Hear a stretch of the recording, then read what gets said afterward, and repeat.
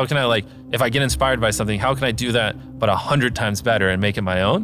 Whereas a lot of people are just like, oh, Mr. Beast did that, I'm just gonna do it. Yeah, how do I make a good thumbnail? How do I get people to click my video? You want it to be simple. You want them to be able to, like, when they're scrolling through their suggested or homepage or whatever touch point, you want them to instantly be able to understand what you're conveying. And you want them to feel some type of emotion, you know what I mean? The way I like to phrase it is you want to make it so interesting or spike their curiosity or whatever emotion so much that, like, if they don't click it, they'll wonder, you know, when they're before they go to bed, like, what happened? You know what I mean? Like an example would be, like, if you uploaded a video, I rode a skateboard with 1,000 other people on it, and, like, people are falling off the side or whatever. And I'm envisioning, like, a giant skateboard and people, like, hanging on the side of it. Maybe it's, like, about to go off a big ramp. If you don't click that, you're gonna, like, be so curious. It's gonna be on your mind, you know? Later in the day when you're daydreaming, you're gonna think, like, what happened?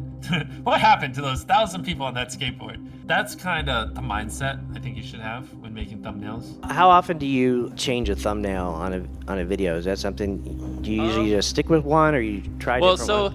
Well, I think we get better at making thumbnails every year. So it's more, when I upload a thumbnail, I usually think it's good and I don't change it most of the time. But what happens is, like, 3 years later, I look back and I'm like, oh, that's a horrible thumbnail. And so it's usually like every 2 years we just go back and update a lot of our older thumbnails just because they're terrible. Just with, like, the new knowledge we have and what we've learned. And funny enough, that actually usually does help quite a bit when we update the thumbnails on old videos.